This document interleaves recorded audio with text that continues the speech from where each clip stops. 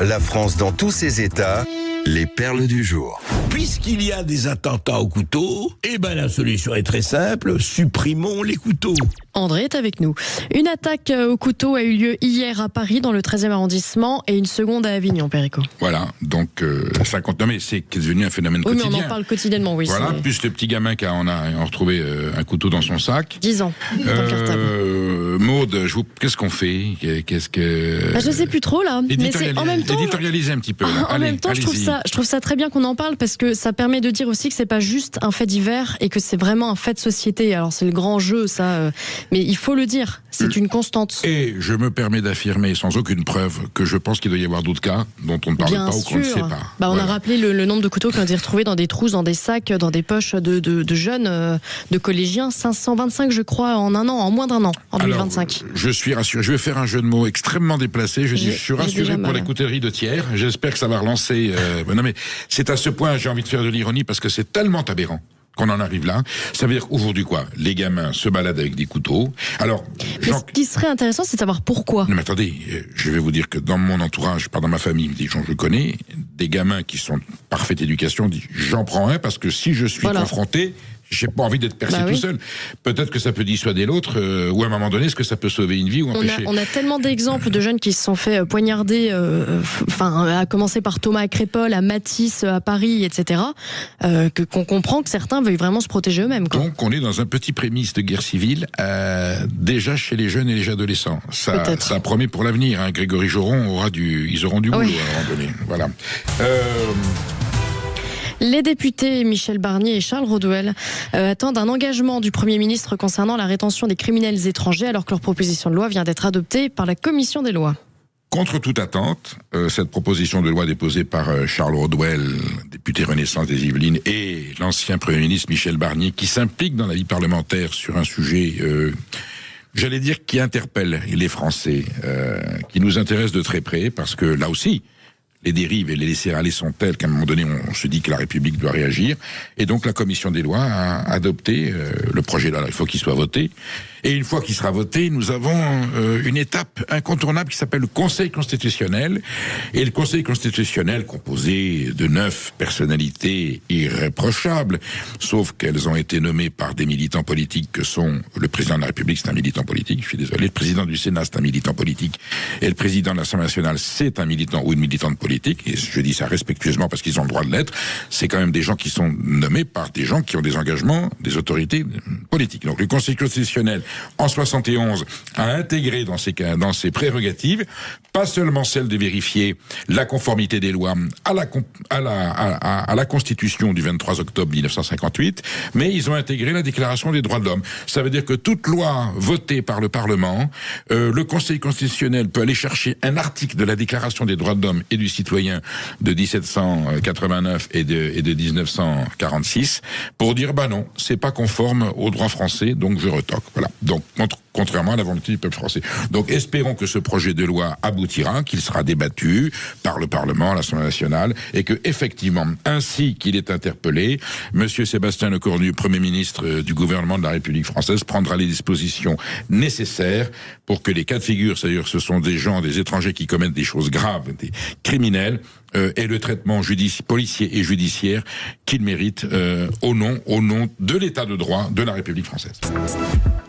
Alors, nous en parlions à l'instant avec Grégory Joron, l'affaire Traoré. Alors vraiment, c'est une affaire qui a défrayé la chronique, qui a fait couler de l'encre, qui a suscité des passions, et éventuellement quelquefois des situations extrêmement violentes. Pour ne pas parler quelquefois d'hystérie, parce que j'ai vu des gens hurler de devenir fous sur l'affaire Traoré, eh bien, la justice a tranché, les gendarmes ont été relaxés. Fini l'interminable cabale des justiciers menés par Assa Traoré, porte-étendard de la haine des flics à tout prix. La Cour de cassation a confirmé hier le non-lieu dans l'affaire de la mort d'Adama Traoré. Pour rappel, il avait tenté d'échapper à un contrôle d'identité le 19 juillet 2016 et avait fini par être plaqué au sol. Il est mort quelques heures plus tard et la famille avait alors accusé les gendarmes de l'avoir sciemment étouffé et laissé mourir menotté.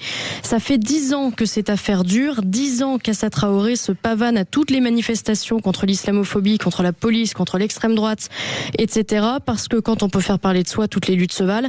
Il faut rappeler qu'il y a près de 3 ans, un non-lieu avait déjà été prononcé par 3 juges, déjà en faveur des 3 gendarmes. Cette décision avait entraîné une validation du non-lieu par la Cour d'appel de Paris en 2024, contestée à l'époque par la famille qui s'était pourvue en cassation. Et la Cour de cassation vient de rendre son ultime jugement en innocentant définitivement les 3 membres des forces de l'ordre. Alors l'avocat de la famille Traoré a tout de même d'ores et déjà annoncé avoir saisi la Cour européenne des droits de l'homme pour, je cite, faire condamner la France. Ben oui. Qu'est-ce que vous voulez que je vous dise ? Quand on peut continuer, il ne faut pas se priver. C'est la Cour de cassation. Hein. C'est pas une première instance. Ah oui. C'est même c'est censé être définitif. C'est même au-delà du. Non, mais c'est la cassation. Ce sont des magistrats qui ont, je pense à mon avis, vu le contexte, bien pensé et pesé leur décision. La justice de la République est passée et qui n'ont pas cédé aux pressions médiatiques, lobbyistes, etc. Parce que quand même, pendant 10 ans, l'état de droit a été respecté et appliqué. Ouais. Et là, ça fait 12. Monsieur, je crois qu'il y a une erreur. Oh putain. Tu veux te battre ?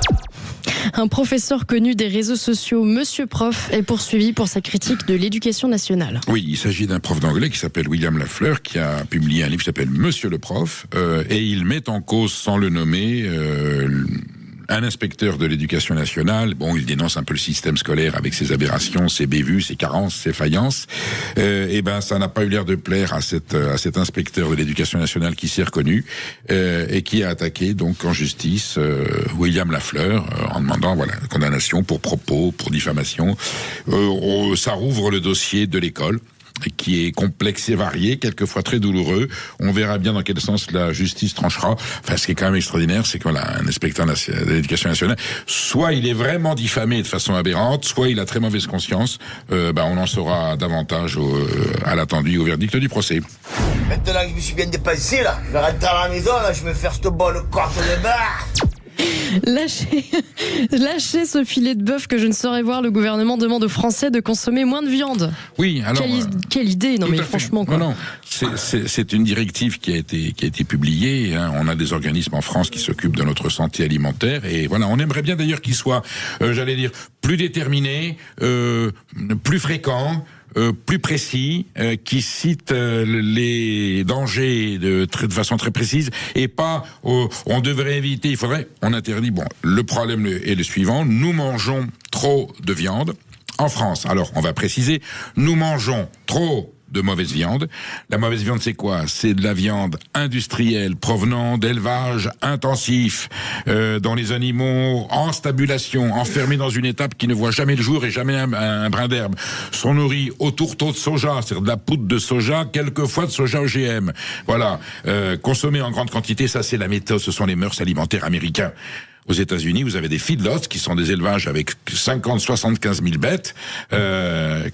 Quand elle pète, je vous raconte pas le trou que ça fait dans la couche d'ozone, parce que le méthane qui sort de l'anus de la vache est extrêmement nocif pour la planète.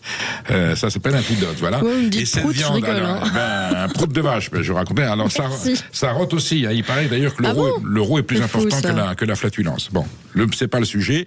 Les Américains mangent des grandes quantités de viande, 350, 400, 500 grammes.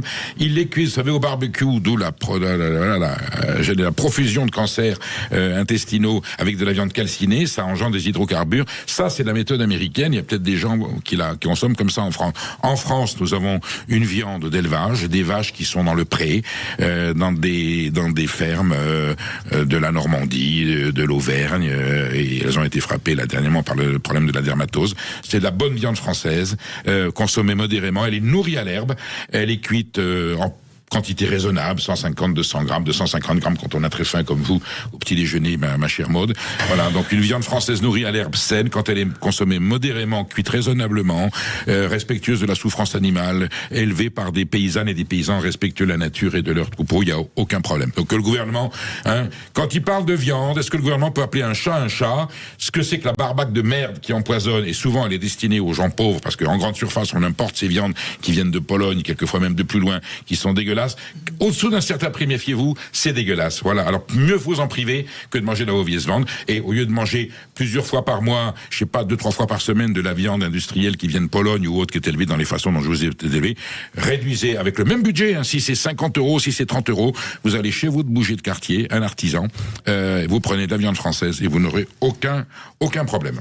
Everybody is fascinated by Starlink. I'm super happy. But if you are lucid, Mr. Musk is probably one of the guys of the world who had in his pocket $1 billion of the American taxpayers in order to be subsidized.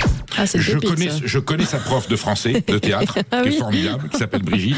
Je voudrais le prof Il d'anglais. aurait dû épouser sa prof d'anglais. Je hein. veux le même. Bon. Alors, qu'est-ce qui se passe? Rififi entre Macron et Musk. Emmanuel. Bah oui, alors vous attendez pas non plus à un incident diplomatique. En fait, hier, devant un parterre d'industriels européens, Emmanuel Macron a voulu défendre la préférence européenne en évoquant des investissements publics massifs en matière industrielle, et il a cité l'exemple du secteur spatial de Starlink, en particulier fondé par Elon Musk, qu'il a qualifié de gars sursubventionné par l'État fédéral américain, ce qui n'a bien sûr pas échappé à la vigilance de l'homme le plus riche du monde, rappelons-le. Sur son réseau social X, Musk affirme que les plus subventionnés sont ses concurrents, notamment en Europe. Il écrit, je cite, « Si vous additionnez tous les financements publics jamais reçus par Tesla et SpaceX, cela ne représente qu'environ 1% de la valeur cumulée de ces entreprises. En revanche, si vous faites la même chose avec les principales sociétés aérospatiales américaines et européennes, l'argent public qu'elles ont reçu dépasse 100% de leur valeur. » Voilà ce qu'il a estimé. Macron l'a cherché, c'est Musk qui l'a trouvé. Vous étiez pas né, mais il y avait un Astérix qui s'appelait Le Combat des chefs. Ah bah si, Bah et qui est oui. ressorti Et puis une en chanson dessin animé sur Netflix, incroyable. Et une chanson d'Alain Souchon, Tarte ta gueule à la récré. Eh ben, regardez la série animée d'Alain Chabat, elle est exceptionnelle. Bon, vous restez avec nous. Voilà, on va parler. On va faire de l'écho. On va parler de Marine Le Pen, Oui. du procès d'inéligibilité de Avec 2027 qui avec Avec Florian Philippot. Philippot. À tout de suite.